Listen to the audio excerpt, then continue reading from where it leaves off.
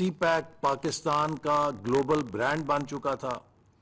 پاکستان میں انرجی کا کرائسس ختم ہو چکا تھا. لا اینڈ آرڈر اور ٹیررزم کے خلاف جنگ میں ہم کامیاب ہو چکے تھے، اور سی پیک کی صورت میں اربوں ڈالر کی سرمایہ کاری پاکستان میں آ رہی تھی، اور تمام دنیا کے سرمایہ کار توقع کر رہے تھے کہ 2018 سے 23 تک مسلم لیگ نون کی حکومت دوبارہ جیتے گی اور پالیسیز کا تسلسل ہوگا، اور پاکستان ایک نئی ٹریجیکٹری پر یا ایک نئی درجے بندی پر اگلے 5 سالوں میں پہنچ جائے گا. لیکن 2018 میں عمران خان صاحب کو ایک سازش کے ذریعے، جس میں چند جنرلز اور چند ججز شامل تھے، انہوں نے نواز شریف صاحب کو غیر قانونی طور پہ نااہل کر کے سازش کا آغاز کیا، اور اس کے بعد متعدد عدالتی فیصلوں سے اور انتخابی عمل میں مداخلت کے ذریعے زبردستی پی ٹی آئی کی حکومت کو پاکستان پہ مسلط کیا گیا. عمران خان صاحب کو اپنے 4 سال کے اقتدار میں جس قدر تعاون حاصل رہا، جس کا وہ خود اقرار کرتے رہے ہیں کہ ان کی حکومت وہ خود نہیں چلاتے تھے بلکہ اسٹیبلشمنٹ چلاتی تھی، اور خود ان کے پارٹی کے صدر چودھری پرویز الہی صاحب یہ کہہ چکے ہیں کہ ان کی سپون فیڈنگ ہوتی تھی. یہ میں نہیں کہہ رہا، بلکہ خود ان کی جماعت کے صدر چودھری پرویز الہی صاحب اس بات کی گواہی دے چکے ہیں کہ پوری کی پوری اسٹیبلشمنٹ ان کی جماعت ان کی حکومت کو سپون فیڈ کرتی تھی، اس کو قائم رکھنے کے لیے ہر طرح سے سپورٹ کرتی تھی. پاکستان کا عدالتی نظام ان کی پشت کے اوپر کھڑا تھا، اور اس حد تک ان کی پشت کے اوپر کھڑا تھا کہ جب انہوں نے پنجاب میں بلدیاتی اداروں کو ذبح کیا اور وہ ادارے بالآخر سپریم کورٹ کے فیصلے سے بحال ہوئے، 7 مہینے تک عمران خان صاحب نے ان اداروں کو بحال نہیں کیا، اور سپریم کورٹ میں ادب کے ساتھ کہوں گا اتنی جرت نہیں ہوئی کہ وہ عمران خان سے پوچھے کہ آپ ہمارے فیصلے پر عمل درآمد کیوں نہیں کر رہے. سپریم کورٹ نے بھی اس حکم عزولی پر آنکھیں بند کیے رکھیں. اتنا تعاون پاکستان میں سپریم کورٹ کی طرف سے کسی حکومت کو حاصل نہیں رہا. میڈیا کی آواز گلا گھونٹ کے بند کر دی گئی، اور وہ تمام صحافی جو عمران خان صاحب کے مخالف تھے انہیں نیوز چینل سے نکلوایا گیا، اور مکمل طور پہ میڈیا کو دباؤ میں لا کے مجبور کیا گیا کہ وہ اس حکومت کے قصیدے پڑھے اور اس حکومت کو سپورٹ کرے. تو اسٹیبلشمنٹ آپ کے ساتھ، عدلیہ آپ کے ساتھ، میڈیا آپ کے ساتھ، اور تمام اپوزیشن کے مرکزی رہنماؤں کو آپ نے جھوٹے مقدموں میں جیلوں میں ڈال کے اپنا میدان صاف کیا ہوا تھا. اب اتنی طاقت کے باوجود 4 سالوں میں پاکستان کی جو درگت بنائی گئی ہے، اس کے اوپر پی ٹی آئی کو وائٹ پیپر جاری کرنا چاہیے تھا. آج پی ٹی آئی کو وائٹ پیپر اس بات پہ جاری کرنا چاہیے کہ اتنی طاقت حاصل کرنے کے باوجود جو پی ٹی آئی کا منشور تھا اس پہ وہ عمل کیوں نہیں کر سکی. کیوں نہیں وہ 1 کروڑ لوگوں کو، نوجوانوں کو روزگار دے سکی، بلکہ کروڑوں لوگوں سے روزگار چھین کر گئی. کیوں نہیں وہ 50 لاکھ گھر جس کے اوپر اتنا کروڑوں روپیہ خرچ کیا گیا، پبلسٹی کی گئی، اس 50 لاکھ گھروں میں سے کوئی 5,000 گھر ہی کسی مستحق کو مل جاتے تو ہم کارکردگی سمجھتے. سرکولر ڈیٹ دگنے سے زیادہ کر دیا، پاکستان کے اسٹیٹ انٹرپرائزز کا خسارہ دگنے سے زیادہ کر دیا. اور صرف اگر میں ایک مثال لوں کہ پاکستان کی ایویشن انڈسٹری کو جو پی ٹی آئی نے نقصان پہنچایا، کئی 100 ارب روپے کا جھٹکا عمران خان اور ان کے وزیر ہوا بازی نے جعلی پائلٹس کے لائسنسوں کا بیان دے کر دنیا میں پاکستان کی بدنامی بھی کی اور پاکستان کی سول ایویشن انڈسٹری کو یورپ اور امریکہ سے ڈی لسٹ بھی کرایا۔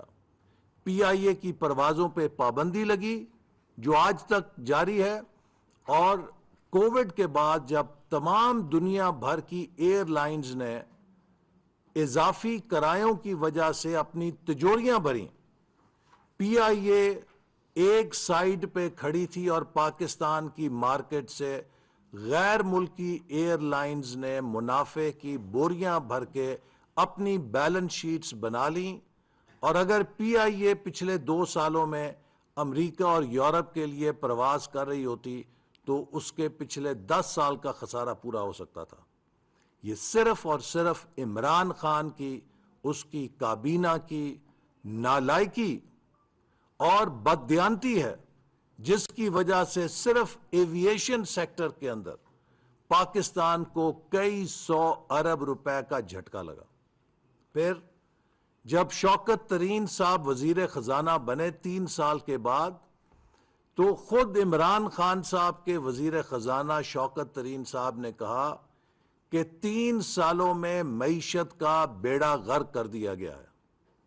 یہ مسلم لیگ نون نے نہیں کہا، یہ شوکت ترین صاحب کا بیان ریکارڈ پر ہے کہ جو معاشی پالیسیاں پی ٹی آئی نے اپنائیں، انہوں نے پاکستان میں مہنگائی کا سونامی پیدا کیا اور ملک کی معیشت کو بریک لگا کے کریش کر دیا۔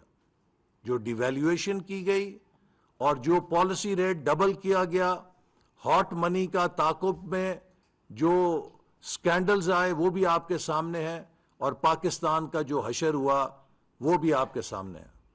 پھر خود عمران خان صاحب کے منظور نظر چیئرمین ایف بی آر، انہوں نے کہا کہ بات ہے سچ مگر رسوائی کی کہ ہم نے پاکستان کو ڈیفالٹ کے دھانے پہ پہنچا دیا ہے۔ مسلم لیگ نون نے نہیں کہا، یا ان کی اپوزیشن نے نہیں کہا تھا، خود عمران خان صاحب کے hand pick chairman F B R نے بیان دیا۔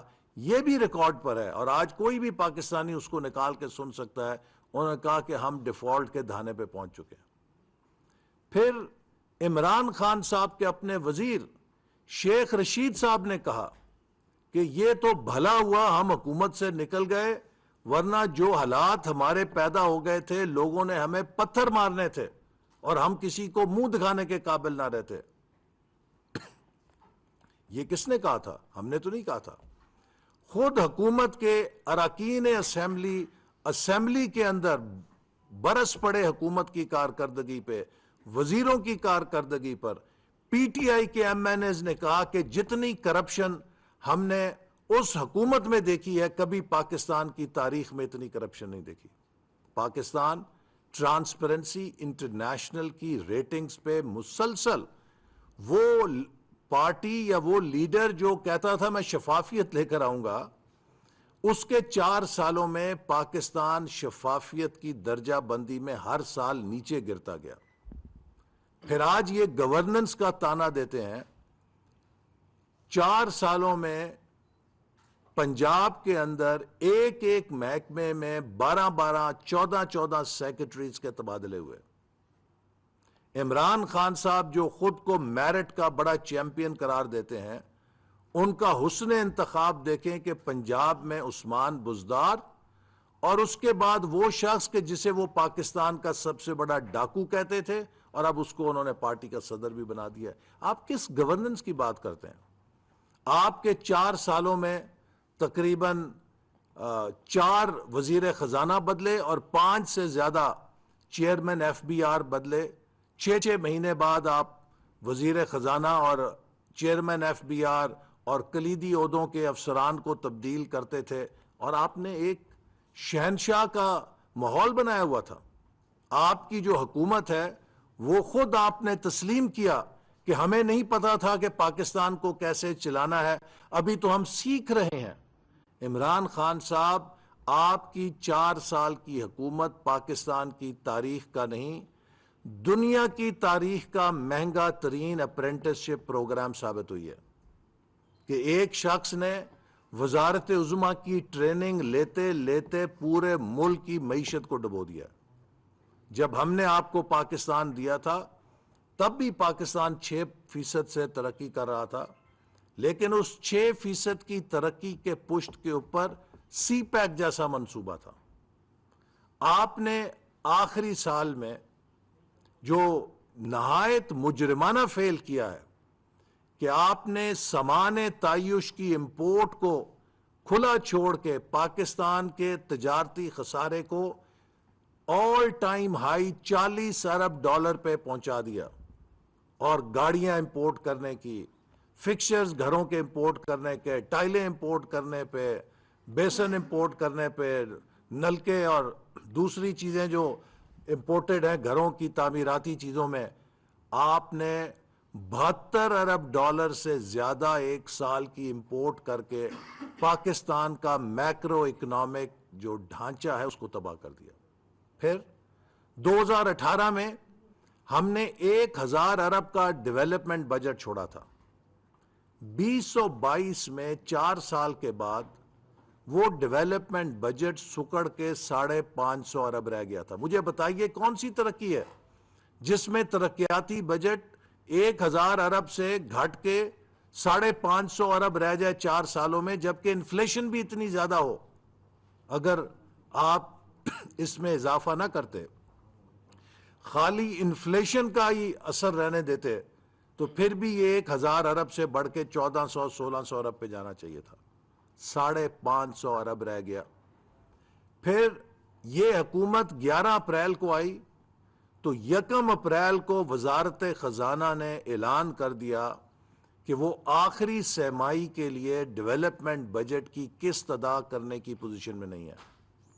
پاکستان کی تاریخ میں پہلی دفعہ ترقیاتی بجٹ کی پوری ایک سہ-ماہی کی قسط جاری نہیں ہوئی، چونکہ وزارت خزانہ کے پاس خزانہ خالی کر گئے تھے۔ آپ بتائیے وہ کون سی ترقی ہے کہ جس سے خزانے خالی ہوتے ہیں؟ ترقی سے تو خزانے بھرتے ہیں۔ آپ کو ڈیولپمنٹ بجٹ آپ نے اگر 2200-2000 ارب پہ چھوڑا ہوتا، 1800 ارب پہ چھوڑا ہوتا، 1600 ارب پہ چھوڑا ہوتا، ہم کہتے ہیں کہ بڑی ترقی ہوئی، ملک کے اندر ترقیاتی عمل کے لیے بھی وسائل فراہم کیے گئے۔ لیکن آپ نے تو ڈیولپمنٹ بجٹ بھی 50% سے کم کر کے چھوڑا۔ آپ نے پوری ایک سہ-ماہی کے لیے 240 ارب روپیہ ادا نہ کر کے اگلے سال کے لیے ہمارے اوپر ایک لائبلٹی چھوڑ کر چلے گئے ہیں۔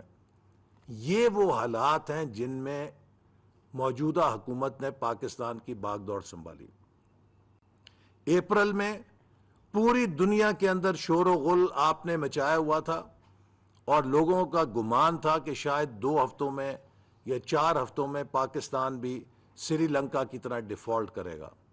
آج الحمدللہ 1 سال ہو گیا ہے، اور ہم نے اس کے باوجود کہ اس 1 سال کے اندر ہمیں بدترین موسمیاتی تباہی، کلائمیٹ ڈیزاسٹر، جس نے $30 ارب کا پاکستان کو نقصان پہنچایا ہے، اتنی بڑی کلائمیٹ ڈیزاسٹر کسی اور ہمارے جیسے ڈیولپنگ کنٹریز کے ساتھ ہوئی ہوتی، پتہ نہیں وہاں پہ کتنا نقصان ہونا تھا۔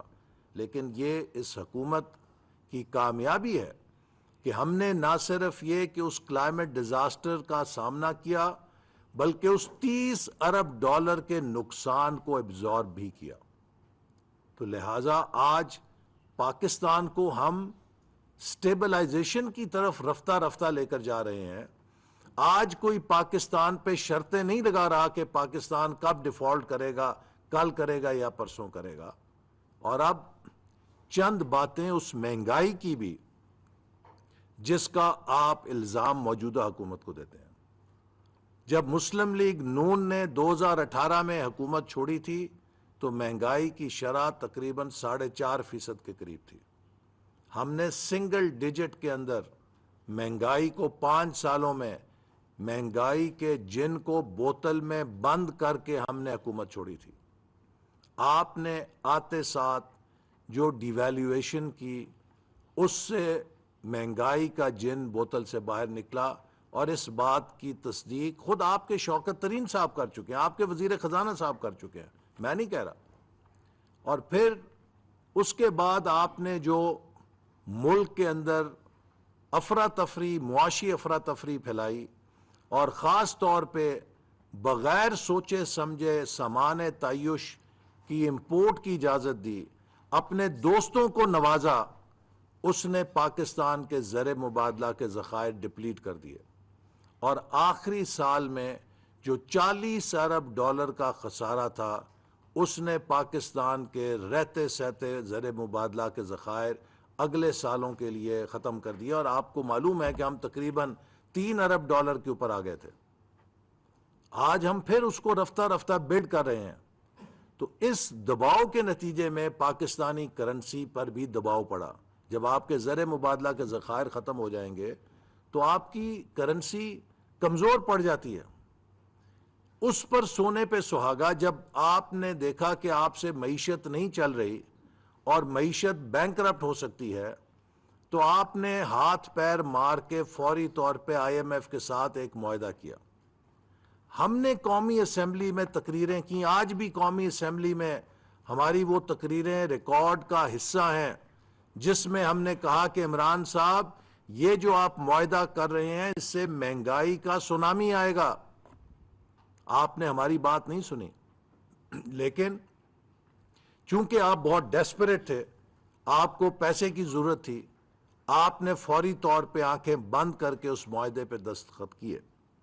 آج وہی معاہدہ ہمارے پاؤں کی زنجیر ہے، چونکہ جب ہم IMF سے بات کرتے ہیں تو وہ کہتے ہیں کہ ہمیں نہیں معلوم کہ شوکت ترین یا حفیظ شیخ کون تھا، ہمیں یہ معلوم ہے کہ پاکستان کے وزیر خزانہ نے اس پہ دستخط کیے ہیں۔